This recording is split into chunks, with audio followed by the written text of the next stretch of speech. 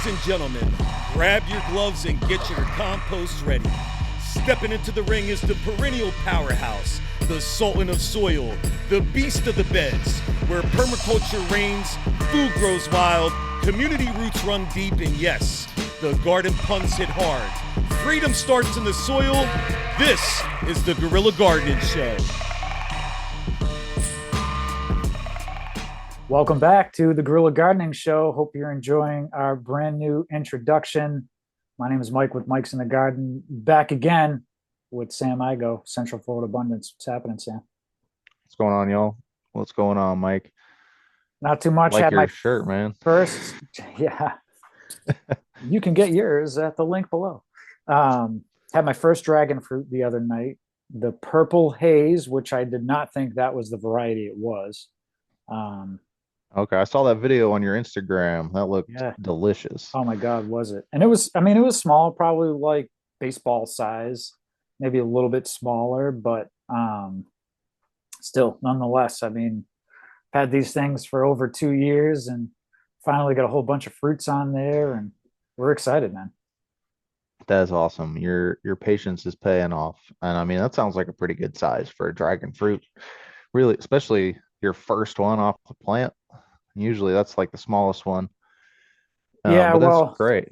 I did have one years ago that clearly was like not ready. It was all mush, and it was like a dragon fruit that was like less than 2 feet tall. I'm like, this doesn't make sense. And yeah, it just like dissolved in my hand. So um, and I guess tells you something about assuming it was a factory farm dragon fruit, but you go and get them in the store and they're like a grapefruit sized dragon fruit, which of course is what we're led to believe is what grows naturally. And um, but no complaints, super delicious. You can check out the video on my Instagram.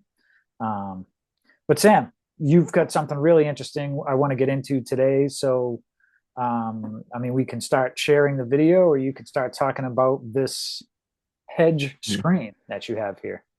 Yeah, I'll lead up. I'll give you a little intro on it. So, earlier this week, one of my maintenance clients, where I go and take care of their gardens, they've had some new development going on in the neighboring property, and they no longer want to see it. And so they really wanted to create a hedge, blocking that view. But the big part about them personally is that they're strictly native gardeners. They don't really want things that don't belong in their ecosystem. And so a lot of the times, when you're trying to build uh, hedges or, ornamental landscape type things with these, native, more unique plants, they shouldn't be unique, but we don't really sell them much in the nursery trade. So they have a higher price point, and that can make it really expensive to get these, big plantings in. Luckily, and this is what I want to highlight, this client probably 10 or 15 years ago, I mean, started planting just what they wanted in their yard. And now those plants have matured to a point where they've started to reproduce. And a lot of them have reproduced and filled in empty spaces in the yard, but eventually they start reproducing in places where you don't really want them to grow. They might be in the pathway, they might be on top of another plant.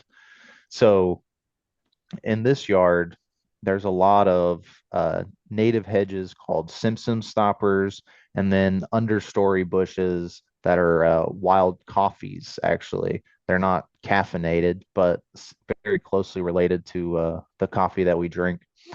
So these plants spread pretty rapidly, and they've spread a lot over the past 10 years. And with this new area that they wanted to do a hedge, I recommended that we go around their yard, find, some healthy looking young plants that were in less ideal locations and move them over here. Hmm. And so that's what we did. Um,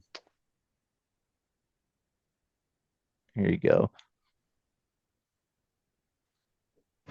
So I don't know how blurry this looks to you, but it looks pretty blurry to me. That's okay. Um, but this is Maybe when kind we of the start area. playing it, it'll, yeah. Yeah, you can see that on the other side of this fence, uh, there's some new construction going in. There's a lot of development going on. There used to be a really dense grove of trees on this side, on the opposite side of the fence, and they were all cut down. And so now it's much sunnier, in the yard over here, and they really just don't want to have to see all that that's going on. Sure. So this is a really small hedge that we've started with the intention that it's going to expand over time, as we find more plants to put in there. But this is a little glimpse of what the yard looks like. I think it's an acre property, and it was all lawn when they moved in a little over 15 years ago, and they've just Wow. been working hard. So you can see here the broadleaf plants at the bottom down there. These are our coffees, Okay. and they'll get about 4 feet tall, but very bushy and very full all around. And then behind them on the northern side of this planting are the Simpson stoppers, and they can get 15 to 20 feet tall, but they do grow very slowly. And so, what we've done by incorporating both of these plants into the hedge, in the short term, we'll have the coffees that grow up and, fill in the space, and then they can be chop and drop down and support the Simpson stoppers. Will take maybe 5 or 6 years to really fill in, but then you're not left with you know that view in the meantime. And these are all plants that we went ahead and transplanted over here. um, the area underneath, we really just prepped by removing the growth that was there, a lot of vining species. And then you can see here, we laid cardboard down under that. We didn't have a lot of mulch. Um, and so we used some of the cardboard in there to, suppress some of that growth. And then we went around and raked up some pine straw from around their yard, Hmm. and put that mulch on top of that, and now it looks beautiful. You can see here the Simpson stopper is fruiting, which we is probably a sign of stress from the transplant, but Mhm. they're all doing pretty good. And then already in this little line was this mango tree here. I think it's just a seedling that grew from, something they threw out. Okay. But it looks healthy enough, and it'll also, fill in this space. So we left it there, planted everything around it. Um, and then the only amending we did, I have some uh, liquid microbial inoculants. So I put that in just to kind of get it started. Because of how this property is and how much, care has gone into the soil, there's already so much life. You don't really have to do a whole lot for these native plants. Um, but we did give them a little boost just to try to get them through some of that transplant shock. Um, Transplanting these things, really was the most amount of effort that went into this. And that was really because, I took the time to try to disturb the roots as little as possible. But this goes to show, I mean, they've planted, I think, maybe 5 or 6 Simpson stoppers initially in the yard.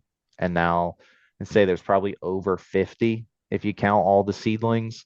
Okay. And we're just able to, move those around. The And those have coffees, just happened naturally through seed droppings?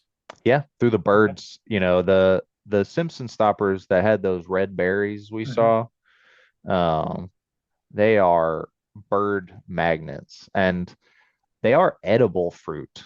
I've tasted them. I'd say they're better without the skin on, but they're not something that, is highly sought after for people. Sure. But the birds, this becomes a huge food source. They eat those seeds, but they can't digest them.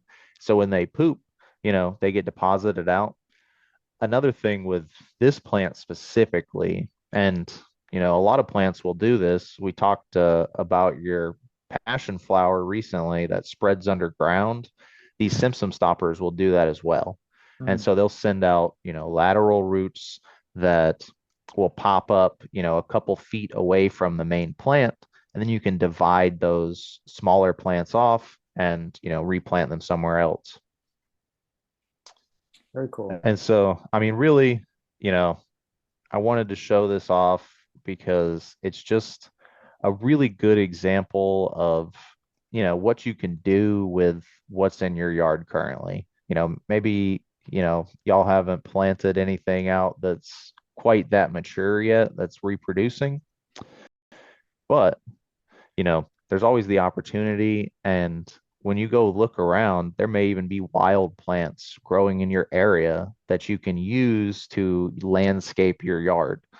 Um, and so, I mean, this just really highlights how nice it can look, even just using, dug up plants. Um, I think I'm So gonna take some of these to those, my yard. yeah. So what were we just looking at? Those were transplanted today, or those were recently transplanted and you've gone back to do some maintenance? They were transplanted 2 weeks ago, and Okay. I went back there like 3 days ago was when I recorded this video. Okay. Um, so that's why the cardboard's already started to break down, and Okay. really within a couple of weeks it'll probably all be gone. Yeah, because I was going to say the plants look pretty good if they were just transplanted. Usually, you get a couple of days of the wilty wilts and then they come back to life. So, Well, it depends on how you transplant. I'm real crazy, I would say. I think and I only really transplant small plants because of this, but I will dig up all of the soil, collect as much of the roots as I can, leave all of that soil, right around the plant and try to I pre-dig the holes and put that soil directly in. So, okay. you know, it's the root disturbance that really causes the shock. And, in larger plants, sometimes, you can't avoid cutting some roots. But if it's small enough that that you can lift it, that's really the determining factor. Right, If right. it takes so much soil that you can't pick it up, then you're kind of out of luck. Yeah, I got a couple 25-gallon pots with a mango and an avocado. I'm wondering how that's going to work in the future, but I mean, they may be fine just in the pots, but Yeah, in a 25, I'd probably plant them or put them in like, a 60-gallon pot or something. But what really helps, and I mentioned it, we use the microbial solutions. Those microbes, a lot of them are antioxidizing. And, if we can stop oxidation, that is the deterioration of cells. And so, a lot of times, if the reason the plant wilts is because when you sever those roots, it takes a while for them to heal. More root may die off due to, infection from other things while those wounds are healing. And it could take several days before that plant's able to absorb water and nutrients again. But when we pre-inoculate the roots, sometimes, well, all the time, what's happening is, those microbes are protecting the plant. They're protecting it from other pathogens. I mean, they release chemicals that help the plants heal faster, and they can even directly provide nutrients to the roots that they're living on.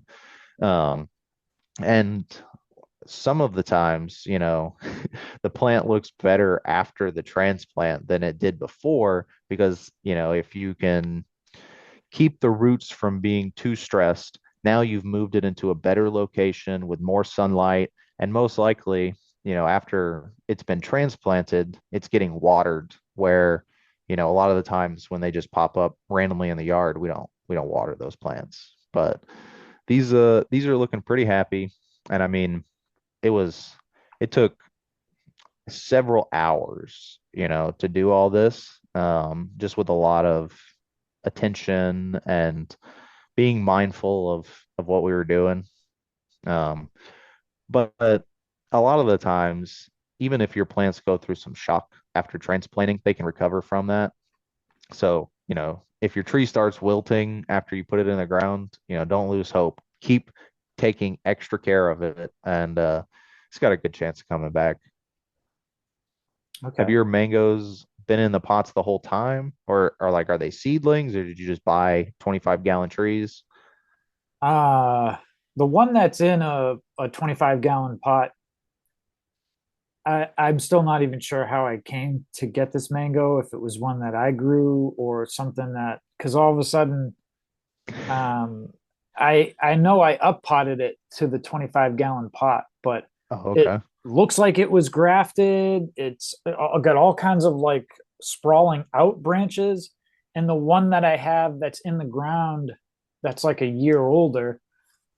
I mean, it looks okay, but like this one just looks so much better, and so I'm Hmm. I'm I'm still not sure exactly where it came from. I'm pretty sure it's something that I did. I mean, I'm not 100% sure that it is grafted. It just looks like it's like thriving already, and it's only like less than 2 years old, which I know there's, anomalies out there, um I think we should do a whole episode on transplanting and the proper way to go about, um, you know, whether we tease the roots or we don't tease the roots, or stuff like that. But I want to get back to some hedges for a second here, because at the bird rehab, it's a similar situation. They When this bird rehab was designed 20 years ago, it was in the middle of nowhere, and now Hmm. it's development's pretty much all around it. And luckily, she's got 12 acres and is not planning on going anywhere. So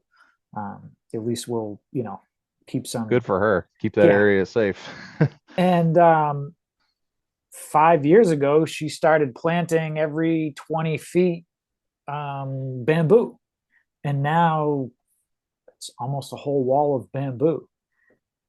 And so it sounds like in this particular situation that this homeowner, they just kind of wanted to use what they have, right? Instead of having to go buy bamboo or other types. Now I saw that fence there. Was those any types of vines in particular growing on that fence? And are they trying to eventually have a hedge that is taller than the fence where they can't even see the fence? So those are good questions. And the vine that's all on the fence, funny enough. Yes, let me pull up this shot again because it's you can really get a clear picture of all these vines. You see everything that's on the fence sprawled over. Yeah. Those are all muscadine grapes. Awesome. And I mean, they don't hate it. The muscadine grapes are native and they do make a nice little, blockade. I think the thing in this situation is they don't own that fence. Oh, okay. And I think there's potential that the fence is going to come down in the like as the development continues and they're probably going to put up like a linoleum or vinyl fence Yeah. kind of thing. Okay. So they do want the hedge to be taller than the fence because they don't want to know what's going to happen. Um, and right now, they're just allowing the grapes to grow on this to block the view. Um, Honestly, it's also most of these grapevines are starting on the other side of the fence. And Okay. so to really eliminate them, you'd have to go over there and, Right. do all their work for them. Uh, but, you know, I think a big consideration with this is just continuing on with some habitat for the wildlife. There, like I said, on the other side of this fence, there used to be dense trees. You can still see some, but there was no sunlight, and there was so much food for all the birds and the mammals and the insects that, eat the seeds and such. And, once that was taken down, I mean, a lot of those animals have found their way over onto this side of the fence. Um, and luckily, there is a lot of habitat. Their whole yard's pretty forested, but now that this area is open, they just want to recreate some more habitat for the wildlife. And honestly, I think part of it, there's a lot of, I've seen lots of possums and raccoons coming in, and they do have fruit trees here. And there's been a Okay. lot more pressure on their fruit trees since that forest was taken down. So part of the hope is we build a little native hedgerow with lots of, berries and food for the wildlife. And maybe that'll, we keep those on the edges of the yard and then keep our fruit in the center of the property to keep the animals from making their way all the way in. Some of them will, but usually they'll leave you a couple that way. Nice. These Simpson stoppers, how tall and big do they get? They could get like 15 to 20 feet and then Wow. maybe Okay. 10 or 15 feet wide. But they take a while to grow. It's going to Okay. be probably 10 years before they really reach their full size. Oh, wow. Okay. Um, so that's why we have the coffees in there because they'll be 5 or 6 feet by this time next year. Uh, and then they'll probably reseed themselves and there'll be coffee all over the place here. Um, but we're also working on finding some more plants to incorporate in here. I think have you ever heard of firebush, Yeah. Himalayas? Yeah. Hmm. Uh, so that's an awesome plant. It grows kind of in between the coffee and the Simpson stopper. It'll be, 10 or 15 feet in maybe 5 years. Um, so we're going to line the edges of this with some of those.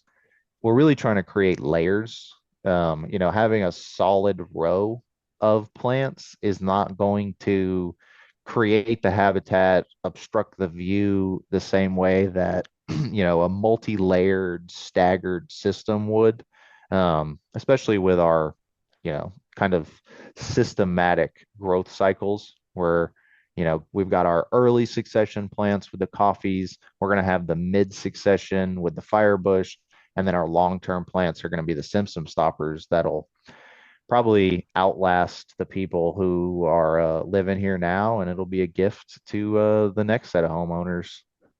Awesome. Yeah, maybe they can keep some of those muscadines too.